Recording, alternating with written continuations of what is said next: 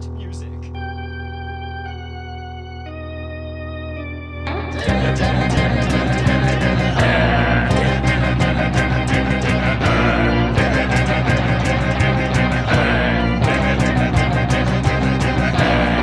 He's not a bat, he's a man who fights crime. And we're gonna watch him fight for a minute at a time. With John and Niall and a guest who just rhyme. It's Bat Minute!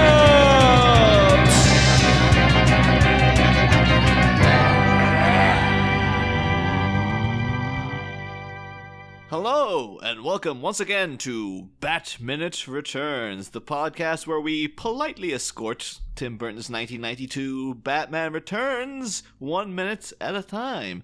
I am one of the hosts, Niall McGowan. And here, also hosting the show that you can slip into more comfortably than your favorite underwear, it is I, John Parker. And we're joined for the final time for this movie, and for this week, of course, by the host of the one-time host of Galaxy Quest Minute, but the host of a few upcoming podcasts, Alex Thompson. Hey everybody. Yeah, I'm back again. Woo! Back again. And we're here today to talk about minute 48 of Tim Burton's Batman Returns. It begins with Bruce Wayne looking just not even trying to compose himself. Like, what is this face he's doing? And ends, yeah, it's just like, whoa. And ends 1 minute later with Bruce Wayne being politely escorted out by Selina Kyle. Yeah, with the old walk and talk. Yeah. Oh, it's proper Mad Men Sorry, stuff right did you there. say the walk and talk? Oh! But yeah, so we jump in here, though. We're in the midst of Selina, the things that she does remember.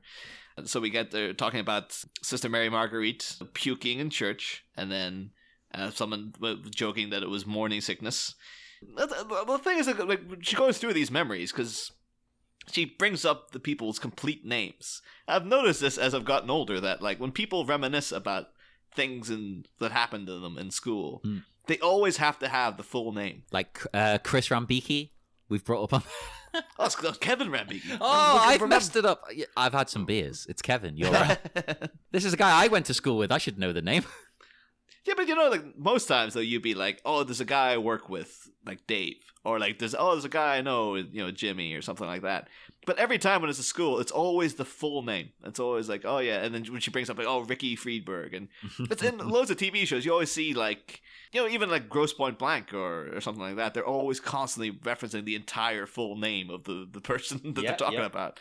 I was like, that's just weird. I don't know if it's a thing to establish the memory more. It's like, I remember everything about this person, or what the deal is. But I've noticed it more recently. Like, maybe it's because of age now. It's like, when you're in your 30s, you start noticing that people say the full names of people they used to hang around with all the time. Is it because people our age are now beginning to reminisce? It could be. I feel old. Do you guys have any memories of things from your school days like that, though? Of like the Sister Mary Marguerite puking in church? Because like, I do remember. I can tell you the full name of the guy too. I remember a guy who, I'm sorry to say, I have to bleep this out, but his pants in the chapel one time. And the thing is, because he was a real cocky guy, like he was a bit of a prick, basically, frankly. And that was actually kind of a gratifying thing, because once he did that, his reputation never recovered. Oh, God. He was always remembered for that.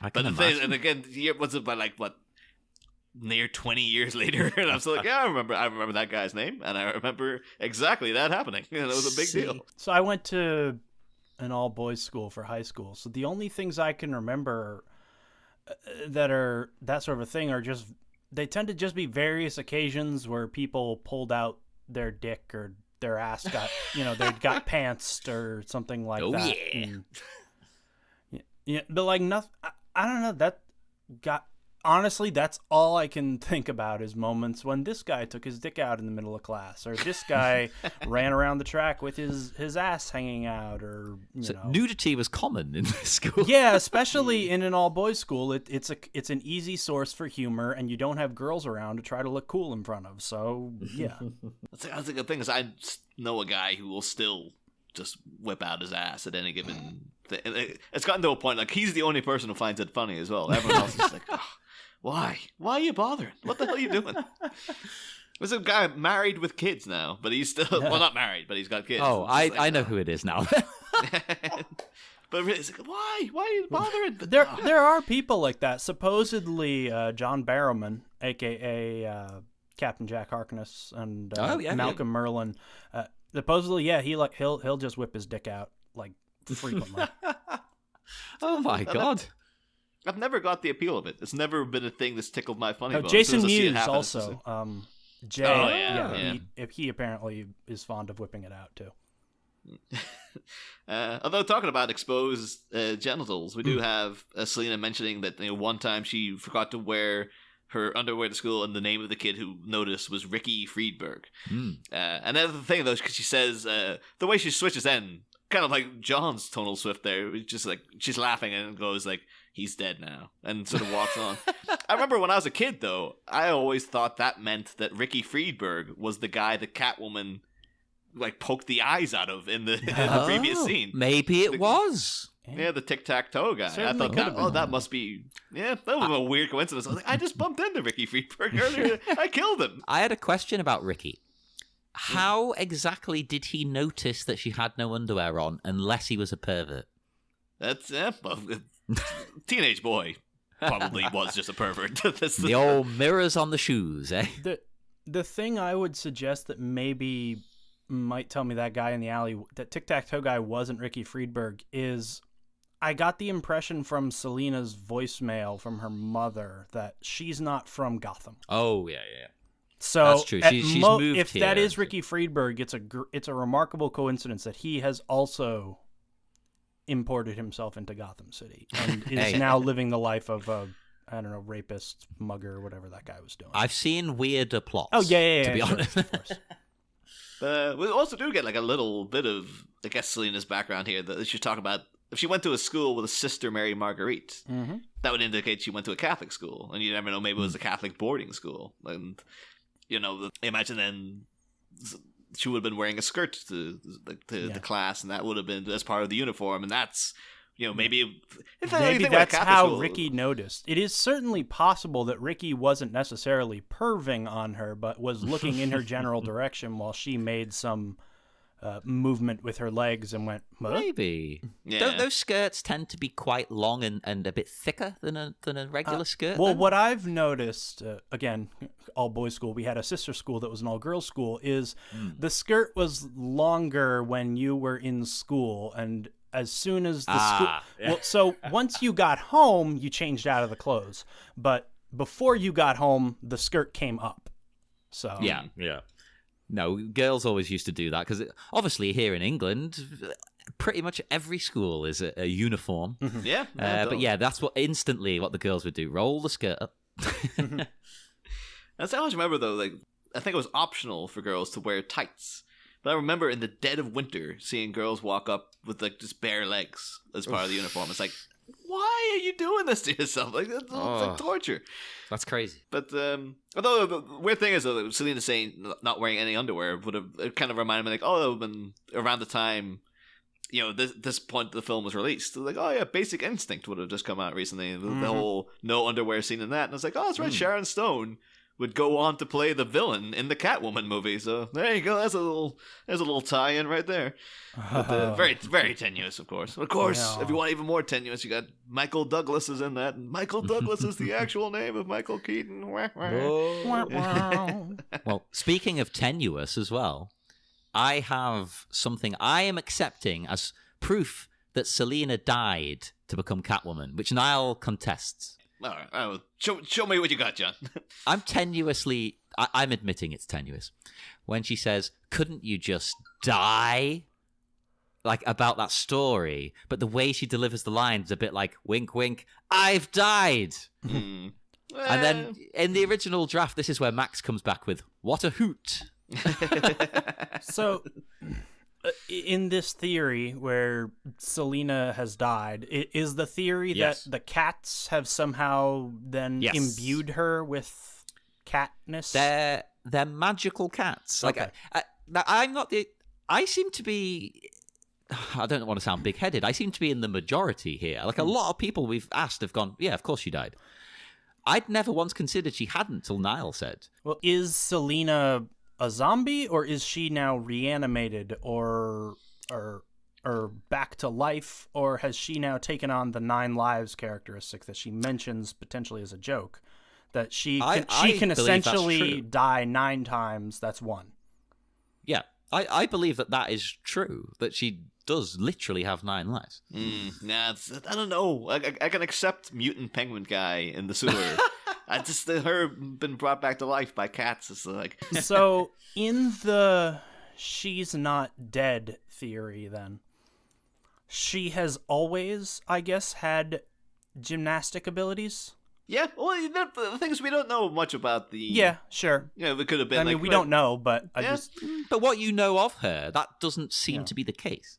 I mean, we'll get into later on too that she's pretty good with that whip. It's like I think that needed a lot of training to be get that good with a whip as well. But yeah, because like thinking of another Batman character, Harley Quinn, it is canonically part of her background that she was a gymnast. yeah. You know, so that's why she has the physical agility that she has.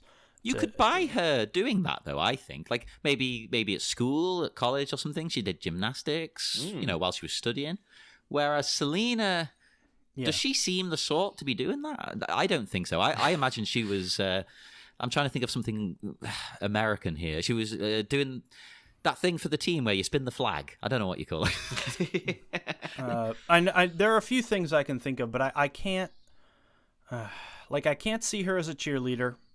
No. I could maybe see her as a band geek doing like color guard or something, but even wouldn't necessarily afford her the ability to do cartwheels and flips and things like that. I could maybe see her as one of the kids on the gymnastics team, but like not a very good one. She also doesn't have really a gymnast's build. That's true. Yeah. I can't... If she ever did it, it's not recent. Yes. Well, that's a good. I guess we don't know much about her. Yeah. Like her, the timidness we see with her in the office room in earlier scenes. That would indicate like, oh, she was always a shy person. But you never know. Maybe there was a period when she was more confident in school. Maybe that's where the confidence you see in Selina later on is still that was from that period. Well, actually, I've brought that up, haven't I? Like that. The Catwoman character isn't like invented out of thin air. That the whole point is that is from within Selina. So are we again now coming back to this same discussion of who's the real? Is Selina Kyle essentially a different person from Catwoman? The Selina Kyle we saw earlier was a mask that is hiding. Has always been hiding this. And again, even earlier in this very episode, we were talking about like the idea that. Maybe talking about girls in school hitching their skirts to be shorter. Maybe that's how Vicky Freebird noticed that Selina used to be more confident and actually did hitch her skirt shorter, and that's how he noticed that. Or maybe it's a variant on the idea, but maybe to draw the comparison then instead to Breaking Bad, the idea that the Selina that we see at the start of the movie is timid Walter White, and then the Heisenberg persona has, depending on your interpretation, has always been there, but it's been subsumed until, this event happens when it becomes the dominant persona. Yeah. I mean, she would have had kind of, for lack of a better word, filters in place that stopped that coming fully forward. Yeah. But now she's just like, screw it. I'm just going to go all out now. I don't care. And it's like a revenge on men and whatnot. I mean, I don't love the idea of Catwoman being supernatural, but I think I do like... I think I also don't know that I necessarily like the theory that this has been there all along. I don't know. Something about it just doesn't land. I think it's just meant to be underlying. This is what you hide away from the world. This is what you're thinking internally. Yeah. And now it's created external is the way I see it. I think the idea that she has made some conscious decision to stop hiding her true self doesn't land for Oh me. right, no. Yeah. It's been made to come out. I think she's been broken. We'll also mention, though, this whole idea, though, of Selina Kyle having amnesia. This is a thing that was a big part of the comics back in the day. I think after 10 years after Catwoman was introduced, because for like those 10 years she was just known as the Cat, or then Catwoman, and there was no identity. It was just this random woman called Catwoman. And then in Batman 62 in December 1950, you had the storyline The Secret Life of Catwoman, with an exclamation point. So we should there's a Patreon bonus in the exclamation point podcast that we're working on. Yeah. We could do comics that have, although I think loads of comics had exclamation points in the title, so I go on for years. But in this story, it's revealed that Catwoman was actually previously an air stewardess who fell out of a crashed airplane and banged her head. And then it left her with amnesia, and she went into a fugue state wherein she became Catwoman. And later on, in that story, she gets a blow to the head with a branch, and that she comes around again. It's like, what's happening? And there's actually a whole scene of her looking in the mirror, going, "Why did you call me Catwoman? I'm Selina Kyle, stewardess with Speed Airlines, and why am I wearing this strange costume? And why is the calendar all wrong? It won't be 1950 for years." Oh my god! Yeah. No. And of course, later on, they retconned that. It's been like, no, she was lying the whole time and stuff. But for a while, though, that was the origin of Selina Kyle, was that she was an air stewardess with amnesia, which not one I think people are going to be clamoring to bring that story back. I think nowadays people there's much more interesting origin stories for Selina Kyle. Yeah, I'm fine with that not being there. But yeah, that was the thing, and it could be that it's a deliberate tie-in, or it's just coincidence. Have you guys been able to find the origin of the name Selina Kyle? Because I've looked, but I haven't found anything really definitive on it. Like where did that, was it inspired by something? Because you see a lot of like punny names or maybe alliterative names. I don't know, Selina, like it sounds vaguely like feline, maybe, but like not as on the nose as comic names usually are. Yeah, like no, I've not seen any origins or inspiration. Because I guess like Selina, it's got letters in common with like Slinky, but that's about it. I guess she's a Slinky character, but that's about it. It's not as quite like. Although I was always really shocked at I guess it was actually a bit of serendipity with the whole business of. Harvey Dent was originally Harvey Kent, and then they were like, it's too close to Superman. And then they came across Dent, and it's like, well, he's got a damaged face, so it's like he's dented. So like, yeah, Harvey Dent. That's a great name for this character. But yeah, Selina Kyle is just like, I don't know where they would have come up with that. It just might have been like, there's no pun or anything. Yeah. And then sometimes people notice those coincidences and make the entire movie hinge on them. Martha. Yes. Let's try to even think now. Like, is there anything that could have been linked back to? But no, I think maybe it might have been literally like they're just sitting. I was like, we need a name. Stealing Selina, and there's got a tile floor.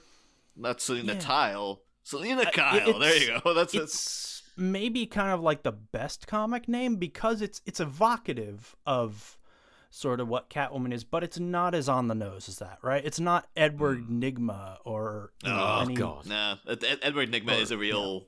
I know that's the straw that breaks John's camel's back many times. Yeah. I cannot get on board with it because I don't mind a pun name when it's a name. Yeah. Nobody's called Nygma.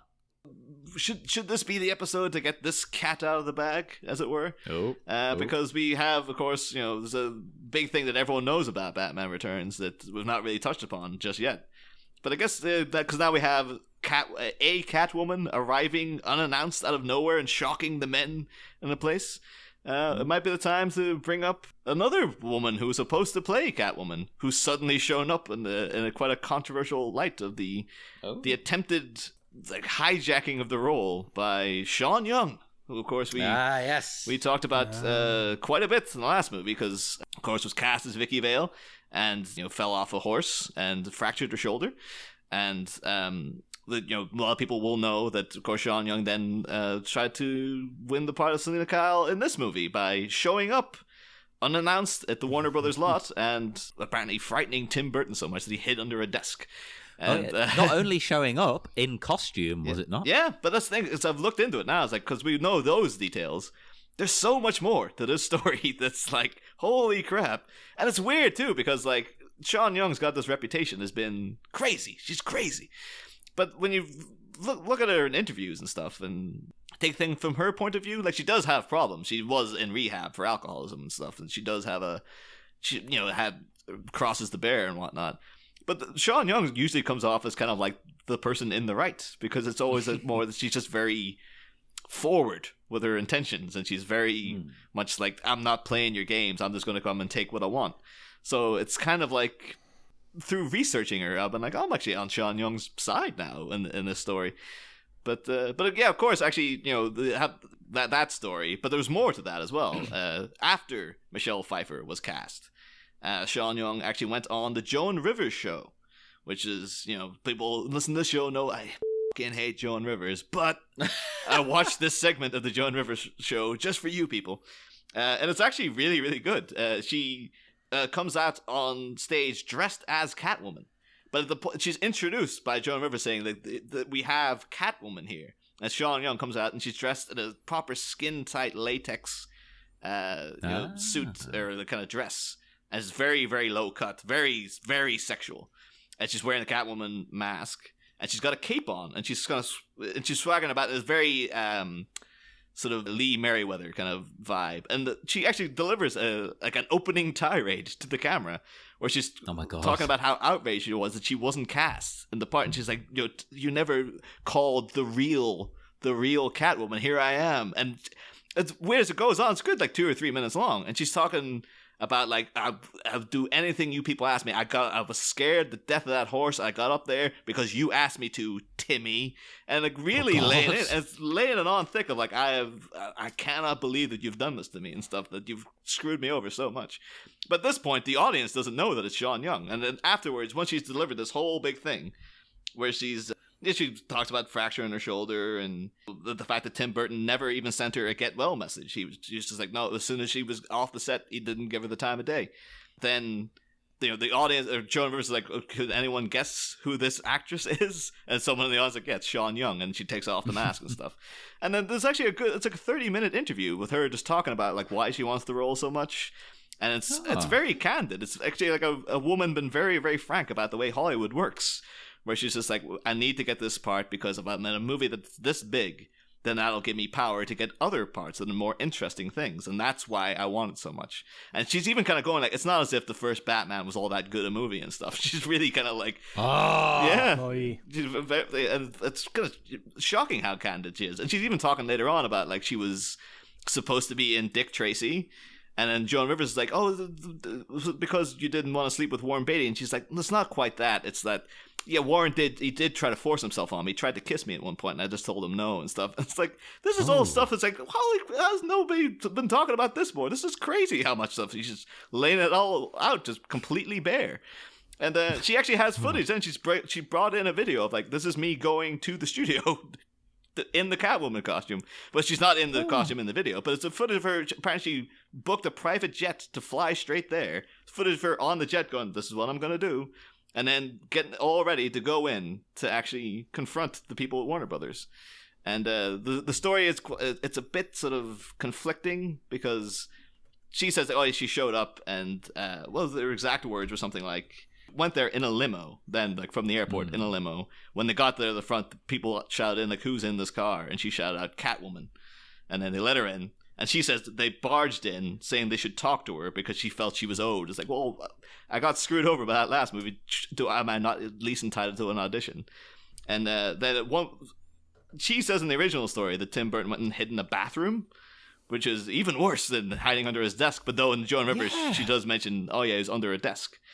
And apparently then afterwards, her agent said, like, Tim Burton's hired bodyguards now because he's terrified of you. And it's just like, what the hell's going on? And it's all this stuff. Yeah, that's going back, because even before that, Sean Young had obviously controversial things where, like, she was sued for $2 million by James Woods, her, like, ex-fiance, because he said she was stalking him. and she left a deformed doll on his door and trampled his flower beds and stuff. And, Oh my god. but even stuff like that. She also was apparently very difficult to work with on Wall Street. Yeah, apparently on well. Wall Street, she was convinced that she should be playing the Daryl Hannah part. Yeah, she would openly say, like, out loud, you should fire Daryl Hannah. She's not good at this, and give me her part. And it's bizarre as well, is that Ooh. apparently Oliver Stone in later years has admitted that, like, oh, Daryl Hannah is completely miscast in that part, but I was too proud to say anything. And also, like, oh, Yeah. John Young, I'm not going to mirror that part. Well, Daryl Hannah also didn't really like that part very much either. Like, that part is very materialistic, and Daryl Hannah was like, "Oh, this really isn't who I am." But at the same time, I hate to say this again about another actress, but I don't look at Sean Young and see the same beauty that I see in Daryl Hannah. So I don't know that that character is kind of supposed to feel like a prize. For Bud Fox, for Charlie Sheen's character. And I'm sure you could probably make her up differently than she typically does, but I don't know if... I don't know. Yeah. But No, I get what you're saying, yeah. apparently, though, there was, like, sort of conflicting reports whether it was because out of spite, because of her actions in the set of Wall Street, that Oliver Stone cut down the size of her part in it. And there's also other people saying that... Because apparently there was supposed to be a subplot where she and Bud Fox, because she's Gordon Gekko's wife, where they were actually having an affair.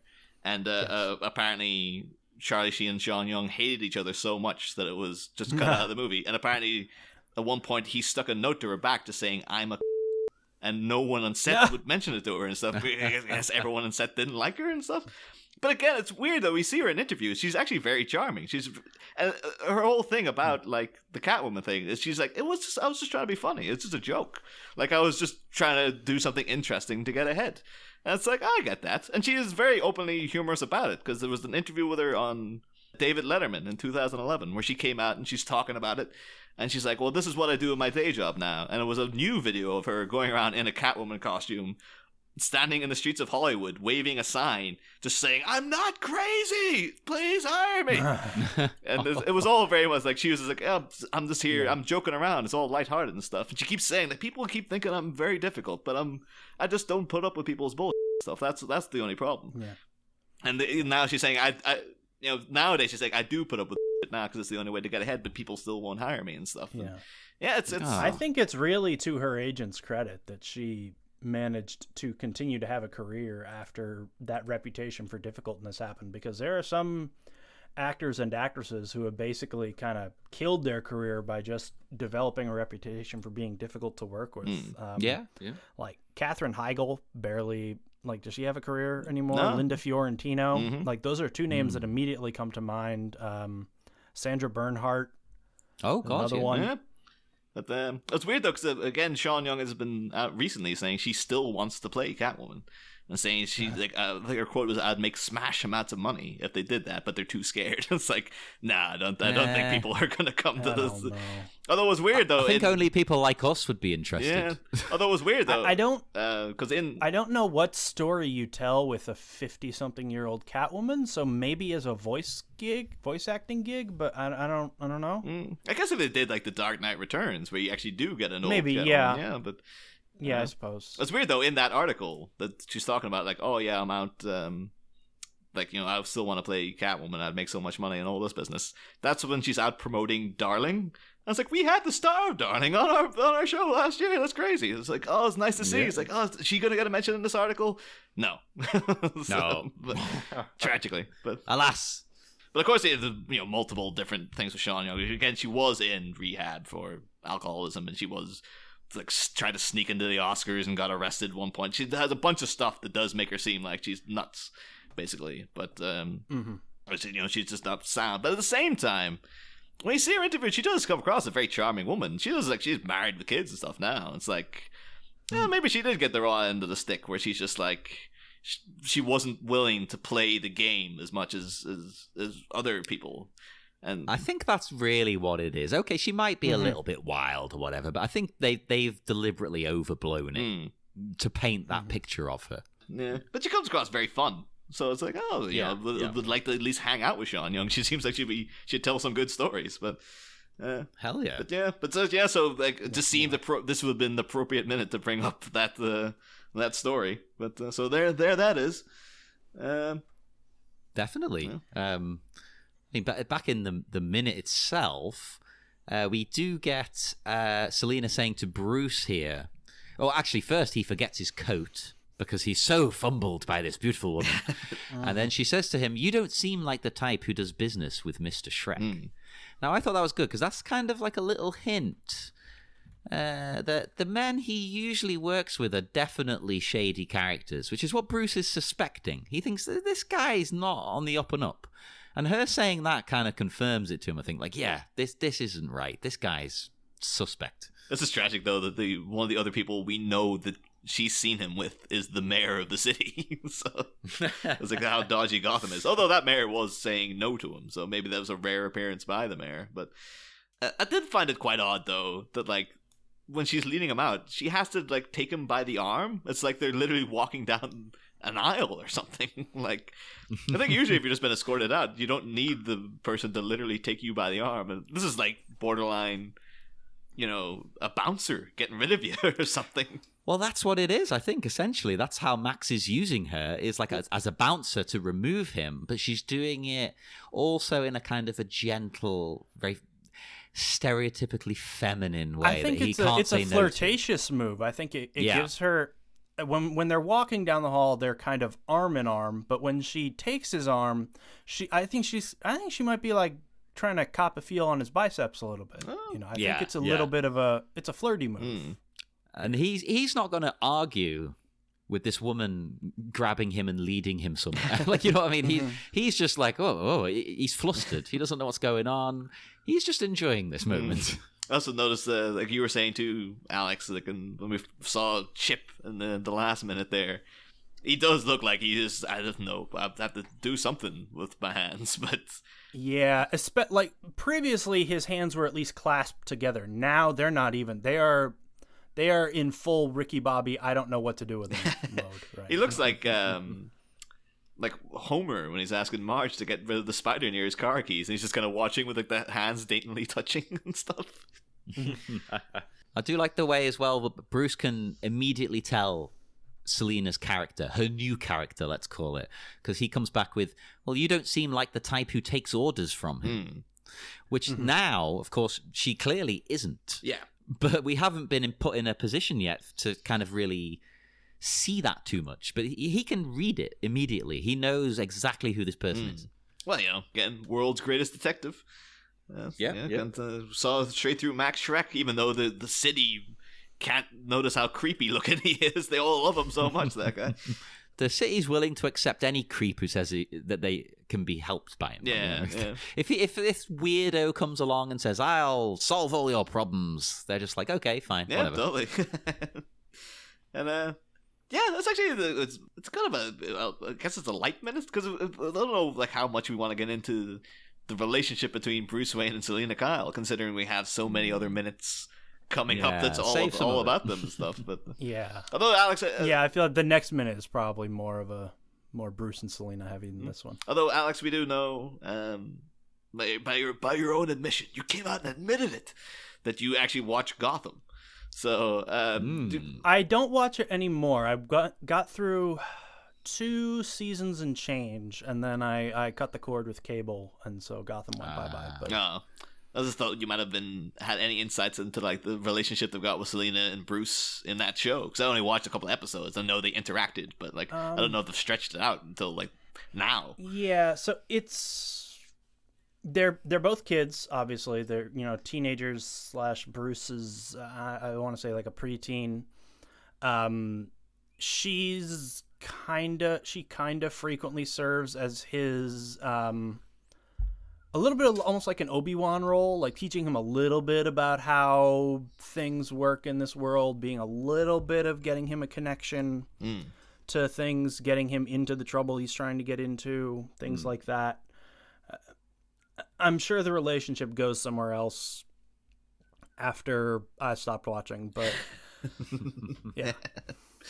Well, I mean, like, I can't attest to the idea that you might be missing something, because I've not watched Gotham at all, except for a couple of recent ones where like, oh, the Joker's in it now, I might as well check this out. And then been watching it and been like, no. This is... I think it's all set too, because it's the first episode of Titans is out, and everything I've heard about it's dreadful. But it's like, I guess I better watch it though, because it's part of the mandate now. I really. still kept feeling like watching Gotham, like the logical place this plot is gonna go is where this Jim Gordon character becomes Batman. But that would be cool. It would be a weird twist, obviously, but you know. But yeah, that's actually all the notes I really got for this minute. It is quite that's a bit of a light one, but again, we're near 40 minutes for an episode, so I guess it's not. It was a light one, yeah, only 40. But around this time of the week, though, we should usually ask the guests about their history with this movie and with Batman in general. Alex, like you seem like you are like a legitimate fan anyway, so. Yeah, I think I'm about the same age as you guys. I'm 30, so I was very much of that Batman the Animated Series generation. I feel like this was one of those movies that we had on VHS. So when we only had a few VHSs, so it got a decent amount of play. And then I really got into Batman Forever because Jim Carrey was everything when you were a kid at that age, and so then it was kind of like a go back and check this one out.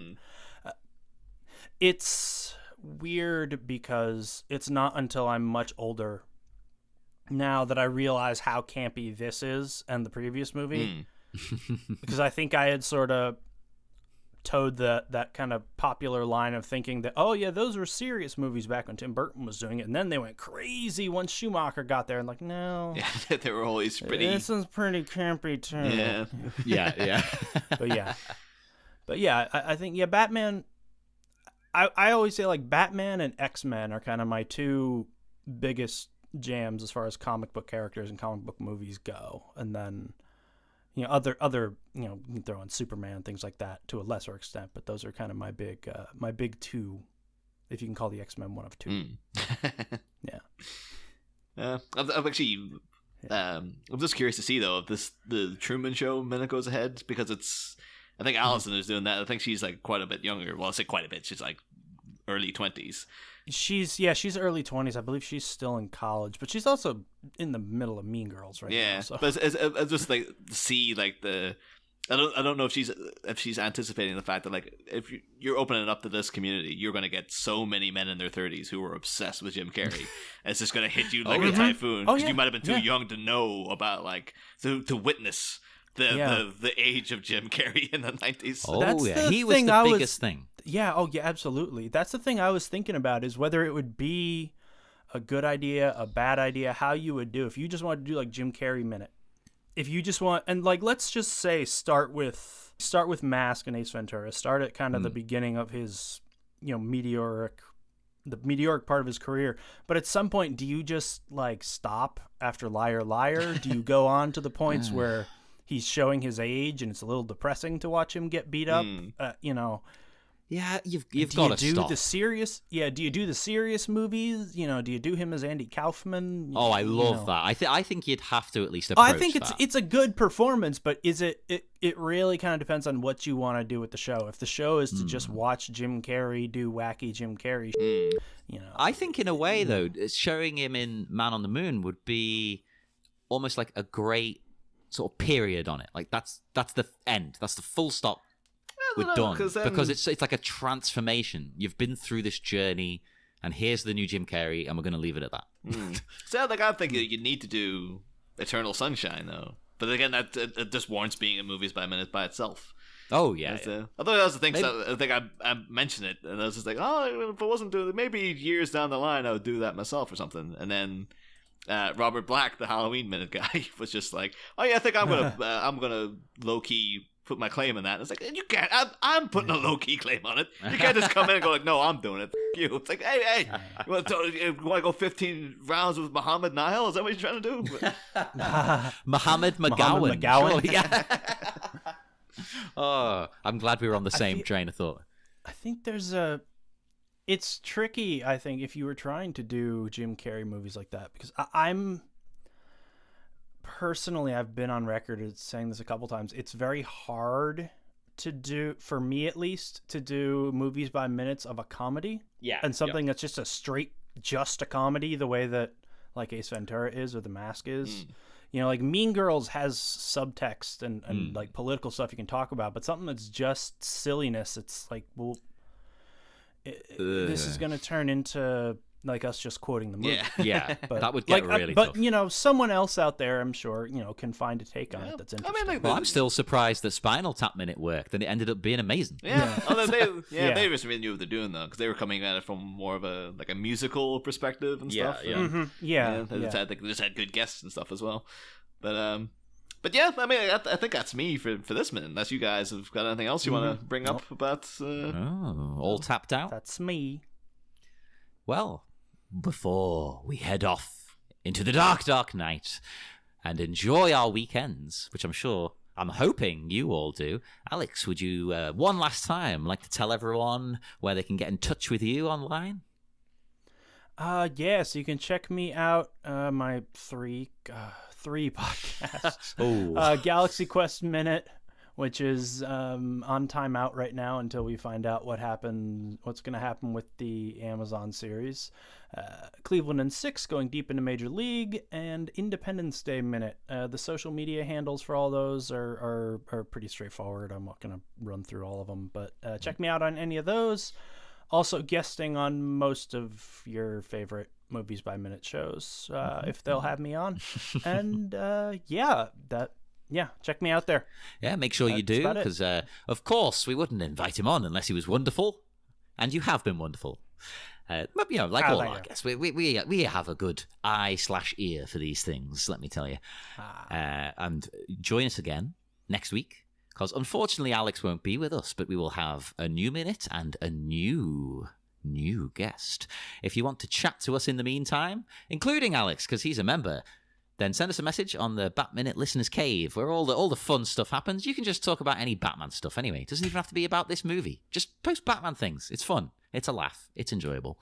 And yes, we'll be back on Monday with a minute. Oh, I've lost my complete train of thought. What minute is it on Monday, Niall? It's minute 49. Oh my God. I can't believe we're this far through the movie. What the hell is happening to my life? Minute 49. We'll be with you on Monday. See you then. Next time, felonious frying. An unclawed cat and a decowled bat are caught in a vibe that's bewitching. But what sort of guppy is Gotham's most ghastly yuppie about to cook up in the kitchen? Find out next week. Same Bat Pod, different Bat Minute.